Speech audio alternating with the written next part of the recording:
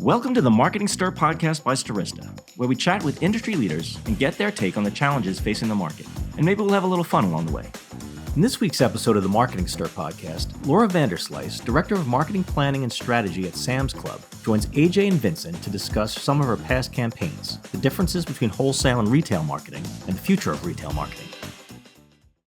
All right, ladies and gentlemen, welcome to another episode of Stirista's The Marketing Stir. I am your happy host, Vincent Petrofessa, the Vice President of B2B Products here at Stirista. So good to be talking to you. I'm so happy. Today is a great episode. Oh my goodness, the guests we keep on getting. I'm so excited. But before we get to our guest and my co-host, he's joining me. We're going to talk about that in a moment.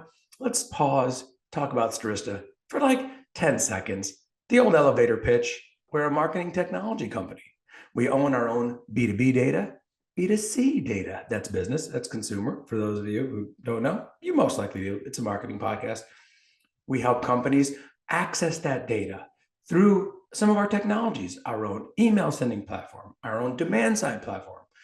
We help companies get new customers. Email me, Vincent@Stirista.com. I just gave you my email address. That is how confident I am. Maybe silly, but I gave you my email address and you are using it. Not always for what I intended, but again, you're listening and we appreciate that. The other thing I appreciate very much, I just got to see him at Adweek. This guy's a rock star at Adweek. He hosts his own panel. Where's my panel? I'm not on a panel. And I'm going to see him again because he is receiving the Innovation Disruptor Silver Apple Award at the 40th Annual Silver Apple Awards here in New York City at the Hard Rock. Speaking of Hard Rock, right? He's, calling in from the Hard Rock, but the Hard Rock here in Manhattan, for which I'm going to be hosting. Ladies and gentlemen, Mr. Ajay Gupta. What's going on, Ajay? Hey, Vincent, I actually didn't realize it was at Hard Rock as well. That's a coincidence. It was. You're calling in from there. I call him Ajay Swifty Gupta. He's going to see I'm out on you, Ajay. You're going to see Taylor Swift. And I was hoping you didn't do that. Of course I'm going to do that. You would do the same thing to me. What are you ashamed of? Taylor Swift, as you know, she lives in my neighborhood. That's my homegirl, Taylor Swift. So, but I've never seen her. You and Taylor go way back. Yeah, she's my pal. But is it still the Eras Tour? Is that the name of it still going on? It is, yeah. I guess she has limited dates back in the US now. She's crushing it. T Swift is crushing it. I'm a cultural guy, so I got to see what this is all about. Get your bracelets ready. You got to get your bracelets ready. I trade with people. It's supposed to be amazing. I mean, come on. She's crushing it right now. She's the king and queen right now, rocking it out. So yeah, and then you're going to be here November 7th. That's coming up. By the way, I'm going to give a shout out to Mark Traverso from our team. He is a frequent Hard Rock customer, so I am pretending to be Mark this weekend. He is like a celebrity at this casino. I'm not sure how much he gambles, but I think it's a fair amount based on my room. So. That's awesome. So yeah, Ajay Traverso Gupta. I love it. This is great. But yeah, no, going to see you again in New York City coming here. Big event. People are already talking about it. A lot of tickets being sold for that, but that is great. We'll be back representing. So come to that. Come to the Silver Apple Award. November 7th. It's the Marketing Club of New York. It's a nonprofit organization that keeps students and gives scholarships to students here in the New York City area in college to keep them studying our great field of marketing.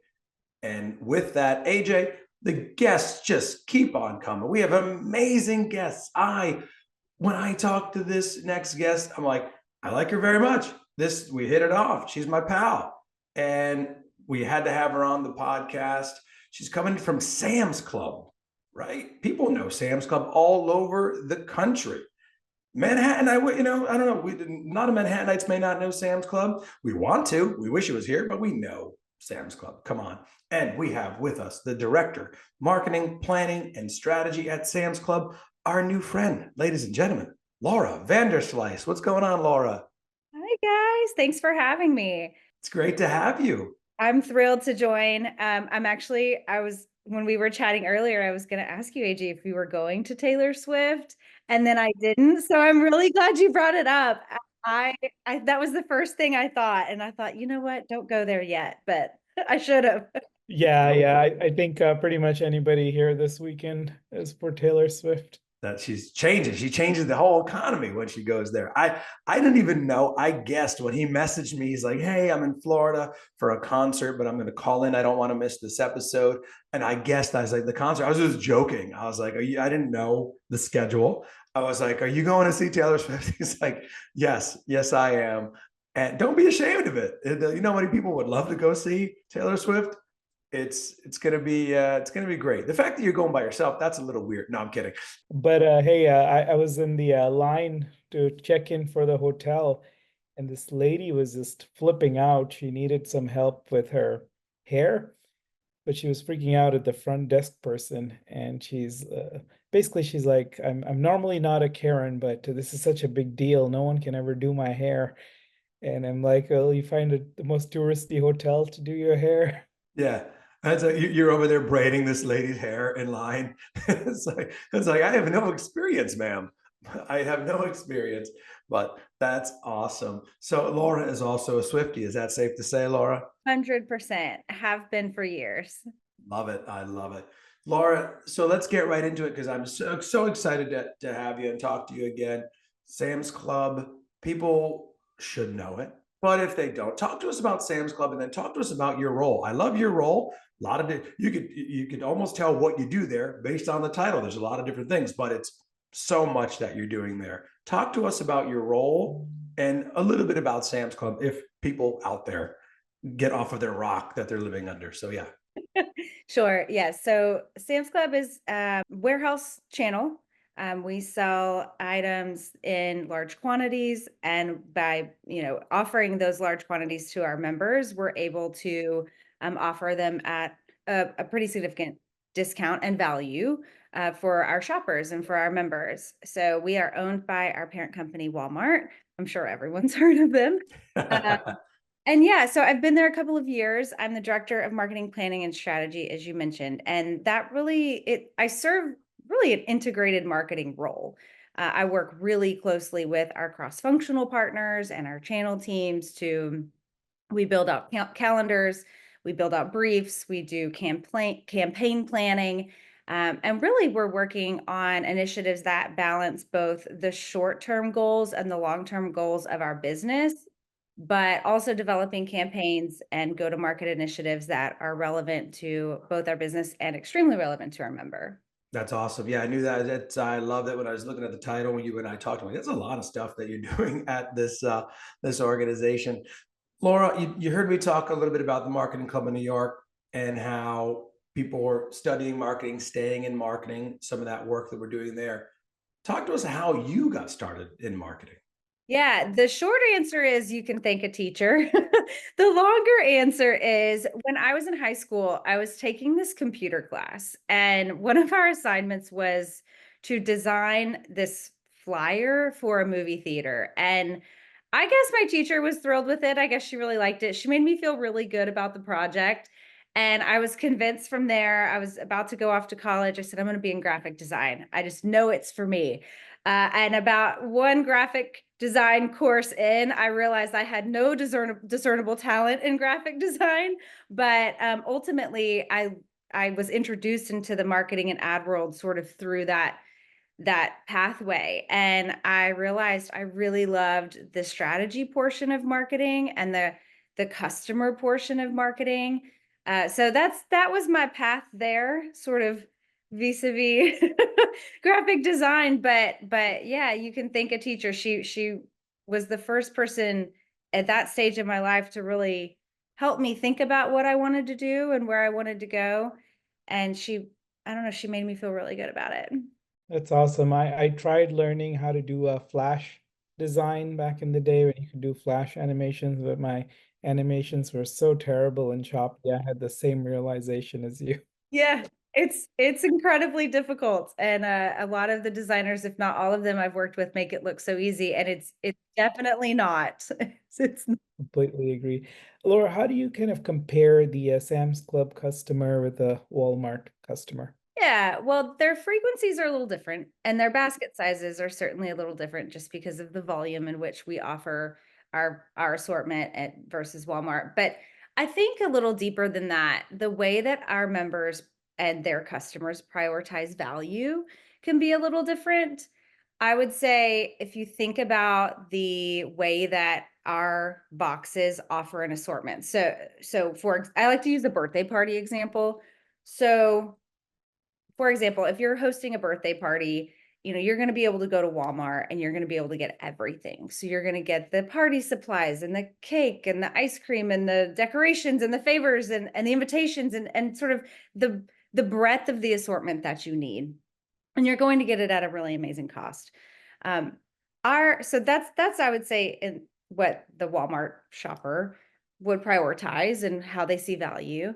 I would say our Sam's Club member values the quality and the depth of our assortment as well. Because we're a limited SKU environment, you're not going to be able to get the complete party package, if you will, but you know that you're going to be able to get, for example, enough food at an amazing value to host all of these people, or you're going to be able to get an extra large sort of cake or drinks or whatever it is. And you know that you're going to be able to host and host well and feel really good about it because that value and that large pack is there and our quality is there. So I would say the need states are very similar in terms of our consumers and our members, but the way they shop the box is a little different and the frequency of which they shop the box is a little different. That makes sense. In terms of kind of marketing, looking at it at a macro level, what are some of the channels that Sam's Club is using currently to market? Yeah, we are definitely full funnel. So we do a really great job of managing everything from impressions and awareness and quality perception all the way down through our conversion oriented channels. We are obviously investing in channels where discoverability is important. So think search, affiliate, things like that.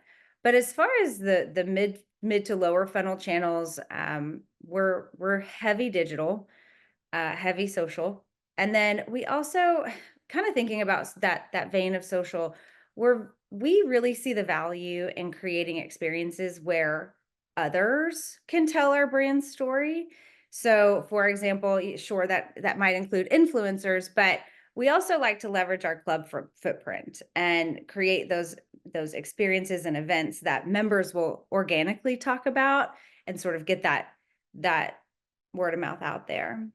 Laura, I want to talk about a few different things with you. I want to kind of revisit the pandemic a little bit, where we haven't been talking about it, but a company like Sam's Club was pivotal, vital in a lot of people's lives during that time. Can you talk about that time? I mean, it was probably less about marketing and just kind of making sure inventory was there and serving the people and being an essential business. Can you talk a little bit about that time and your experience there, or with Sam's being that provider of resources and food? Yes, you hit the nail on the head. It was very much less about, I would say, entertainment marketing and more about surviving and keeping people healthy. And from an assortment perspective, sure, we saw things like consumable stock ups. We saw things like our pharmacy increase in utilization. We of course offered PPE and increased our inventory around health related products. Also things like office and tech, things that would support our members to work from home and support this lifestyle that was now largely based in the home and not the office. One of the things that I found really most interesting, in addition to how we sort of shifted our assortment strategy, was how we also shifted the operational strategy. And what I mean by that is our teams understood the need for early shopping hours. And so we implemented early shopping hours for more senior members, or at risk members. And we call them hero hours. So these are health care workers and paramedics, frontline workers. They were able to come shop the box earlier during a less crowded time to keep them safe and to keep them healthy. And to let them sort of go and get to their day of helping people. So I was really proud of the teams for rallying around not just, hey, how do we push out a different type of assortment during this time, but how do we keep it safe, and how can we as a total organization, what can we implement to do that? No, that's awesome. Yeah, like you said, it's like different priorities, right? And it's no one was buying all 9 seasons of maybe Seinfeld. They were buying different things like toilet paper. They were buying different food, and just like you said, you forget about that, about those early hours, keeping some of the people elderly who were maybe more susceptible to the virus. It's I just wanted to get your take on it, because there's a lot of companies that we talk to, and it's like, yeah, during the pandemic, an awful time, but those companies have really helped a lot of people, and Sam's Club is one of them. Laura, talk to us about the marketing aspect of it. Is it is a lot of geo-based, like you're doing some marketing around the different locations? Are you looking for, is it a mix of offices? Is it a B2B play? Is it to the consumer? Presence of children? What's some of the makeup of that strategy? Yeah, so we are extremely blessed that being in the membership warehouse channel, we have access to data that a lot of retailers do not. So we work really hard to drive relevancy for our members and where they are in their life cycle with us. So yes, there's a geo element, but I would say more than anything, our strategy is around the member journey and how we talk to them throughout that journey. So if you're a first year, we might talk to you and nurture you a little differently than a more tenured member, or credit or non-credit, plus and club. We have these cuts of data that we can use. That's of course the broadest level, but we have cuts of data that we can use to drive relevancy depending on where you are with us in your journey. Or what are some of the campaigns that you have done in your time at Sam's Club that you're particularly proud of? Yeah, two come to mind. The first one I would say is when I began my career at Sam's Club, we were on the early stages of embarking on this journey, if you will, to reposition our Members Mark brand, which is the private label brand of Sam's Club. And the challenge we were faced with is our members knew we had a brand, but the attribution really wasn't there. It was like the Sam's Club cookies or the Sam's Club paper towels or whatever, and we weren't getting that Members Mark sort of private label brand recognition. So when we started to think about, yes, we want the attribution, but when people say Members Mark, what do we want them to know and feel and think and understand about that brand? So what's really been interesting when we were repositioning that brand is we knew that we needed to be purpose driven. And what that really means, yes, it means putting nature at the center. It means putting humanity at the center. But the commitments that brand has made to the organization and to our members are pretty incredible. So for example, by 2025, our Members Mark brand is aiming to achieve things like 100% of their packaging will be recyclable, or 100% of the coffee and tea and cocoa is going to be fair trade certified. 100% of the eggs and egg products are going to be from cage-free hens. But so things like that, commitments that we're enforcing internally to not just our business and our members, but to the sustainability and the future of the supply chain, if you will.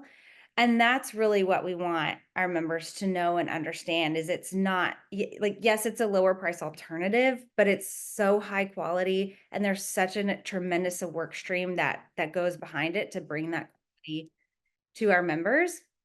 So that's been a lot of fun. It's not, we did do some creative updates and some new treatments and some new, branding, if you will, but the commitments behind it and getting to work on a brand like that has been an incredible experience. And it's really, as a marketer, when your organization is walking the walk, it's easy to talk the talk. The second one that comes to mind is about 2 years in, I got to work. I had a very small piece on a big game spot with Kevin Hart, which was fun. And it's not just fun because it's, Kevin, and he's really funny and entertaining, but I would say just as a marketer, right? Like that's our Super Bowl, that's our Nirvana, is to get to work on a big game spot. So that's just fun. That's just personally been a really interesting experience for me. But I would say those are the two that come to mind most.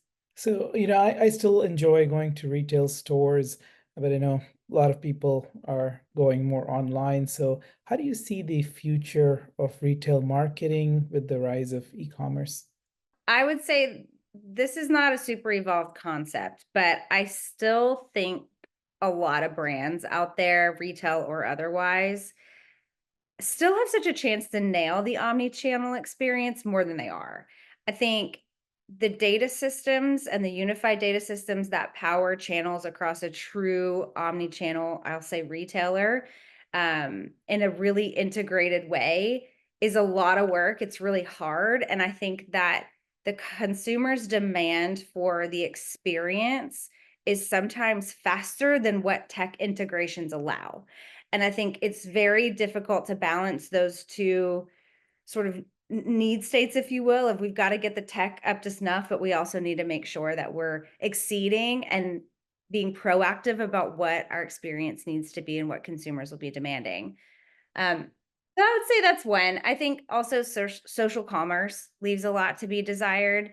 I don't think social commerce is going anywhere, but if you're meeting your customer where they are and they're on social, which is likely where they are, then I think brands really need to find a way to at least offer the ability to purchase on those platforms.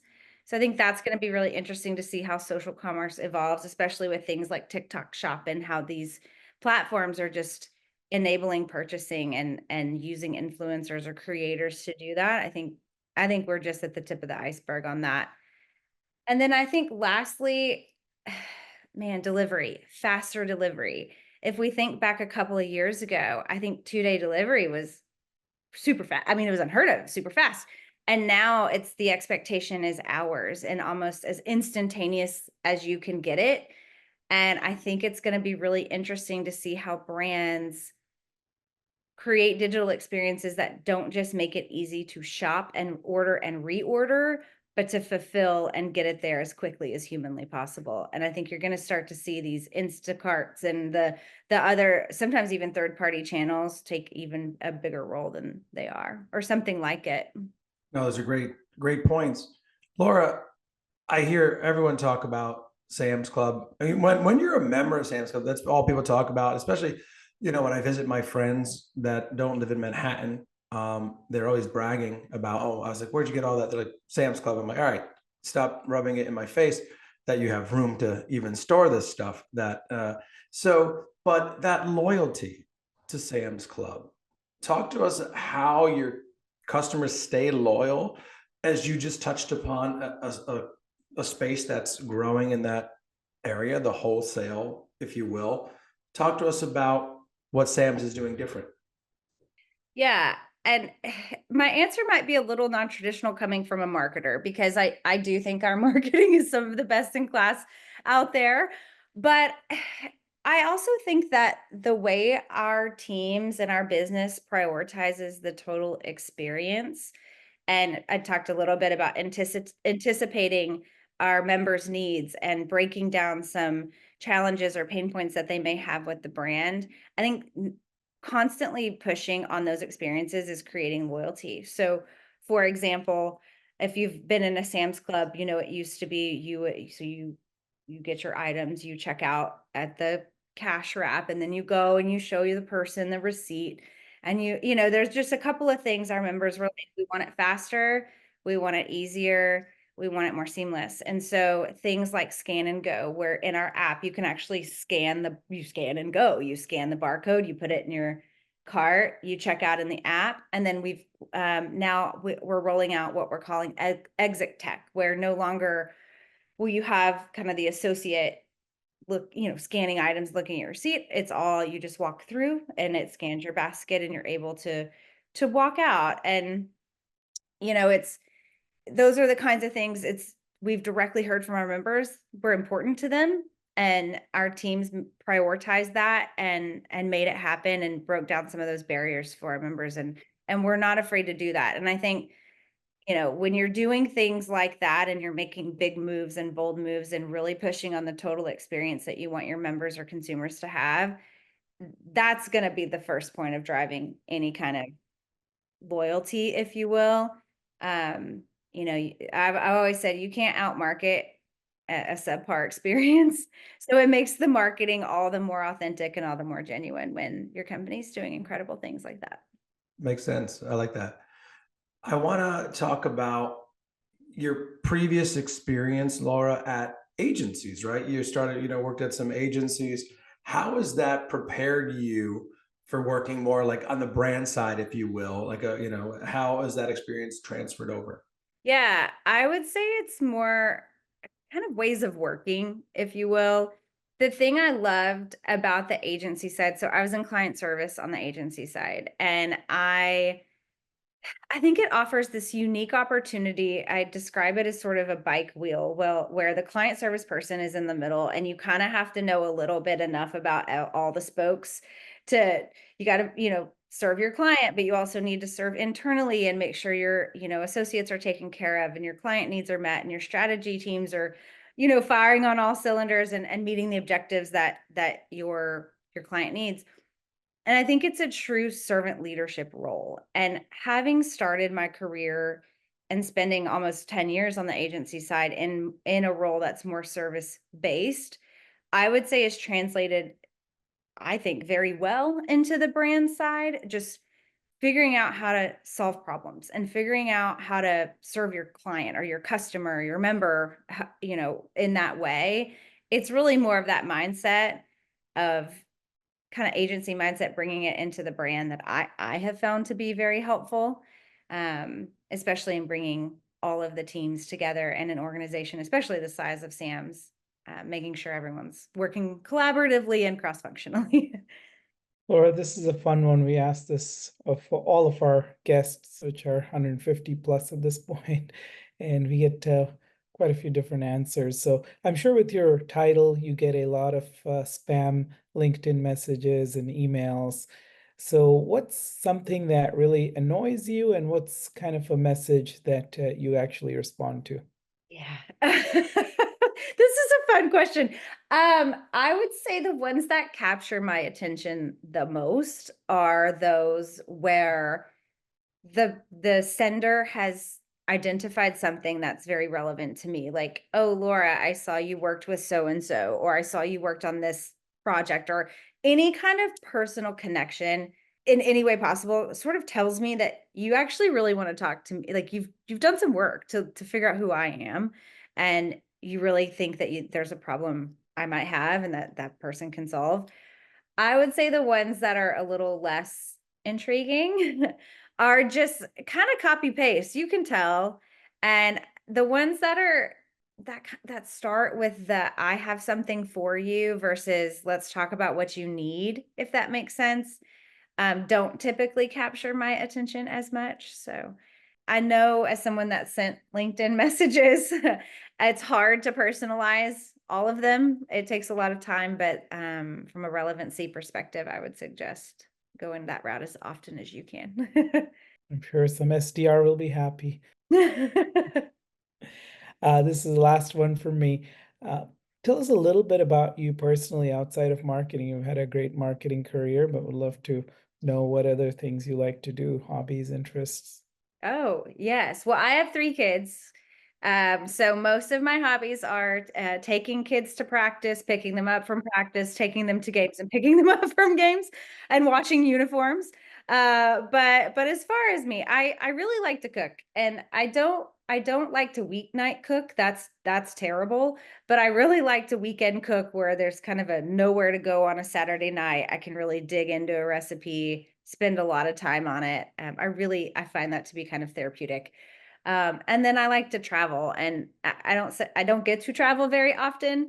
But even things like just getting out and to a staycation is traveling for me. It's fun. I'll go stay in, a hotel 30 minutes down the road and just just to change it up. So yeah, cooking, traveling, and frankly, the kids. Yeah, I only have 2, and that takes up a lot of time, so I can't even imagine how many 3 take. Yeah. Yeah, but it's those little things, like you said, like getting away. I'll sleep on a park bench for 30 minutes to get away sometimes. And last year, my wife and I, we just traveled like, it was like 40 minutes, and we like stayed at a hotel. It was our anniversary, got away from the kids. It was like, yeah, little things like that. Kids are great. I love kids. We have 2 kids, but I know what you mean. Just like that little break every once in a while, travel, anything. It's great. Laura, before we leave, I love this about you, because we discovered it, and it kind of comes back where we were just talking about. I don't know why we're talking about the marketing club so much, but you're also giving back in marketing. You're an adjunct professor. You're teaching. Tell me about how that came about and what that's been like. I'd love to hear about it. Yeah, yes. I am an adjunct professor at Baylor University. I teach Marketing 3301, which it's an undergrad class. It's essentially intro to marketing concepts, if you will. I've been teaching, I guess this is my 4th semester now, and it has been the best time. I just love it. These kids, they have such a fun, eager energy that I feed off of, and their desire to learn is so interesting and just exciting that, I even bring that into my personal life. But yeah, I got my my MBA from Baylor in December of 22. And I did it because I thought maybe eventually in like 10 years or something, I would want to teach and just dip my toe in and see if that's something I would enjoy, because I've had such wonderful professors and teachers and educators in my life. And I ended up calling one of my professors that I was in school with, and I said, this is what I want to do. How do you do it? I said, do you have to get a teaching degree? Like, what do you do? Do you have to go to get a certificate? And we just kept talking, and he said, I think let's work you in. Let's try it a semester. And I went, oh gosh, okay, it happened. So, and it's been the best time. It's been great ever since. And I hope they keep asking me back. I take it a semester at a time. That's awesome. Yeah, I was gonna say, this is one of your alma maters, right? Baylor. That's great. And then Laura, just a final thought you want to leave with our listeners, anything that you see in your industry, from your students, something that you're reading, anything you want. The floor is yours. The further into my career I get, the more I grapple with the idea of authenticity, and not just in marketing, but in general. And what I think is really interesting is, with this rise of digital and convenience and seamlessness that consumers are demanding and wanting, I also hear this concern around losing the human connection. And how nobody wants that. I think people still want to connect with genuine stories and people and storytelling. So I think the brands that are going to win in the future are going to be the ones that can balance things like convenience and seamlessness and digital ordering and delivery and some of these more hands-off human things, but also do it in a way that uses those things to build relationships and continue to push in on that human connection. I love it. I love it. Thank you for the advice. Thank you for sharing your time with us. That is Laura Vanderslice, ladies and gentlemen, Director, Marketing, Planning, and Strategy at Sam's Club. Go check out Sam's Club. Get that membership. What have you been waiting for? That's Laura. I'm Vincent. That's the newest Swiftie, Ajay Gupta. This has been another episode of The Marketing Stir. Thank you so much for listening, and we'll talk to you soon.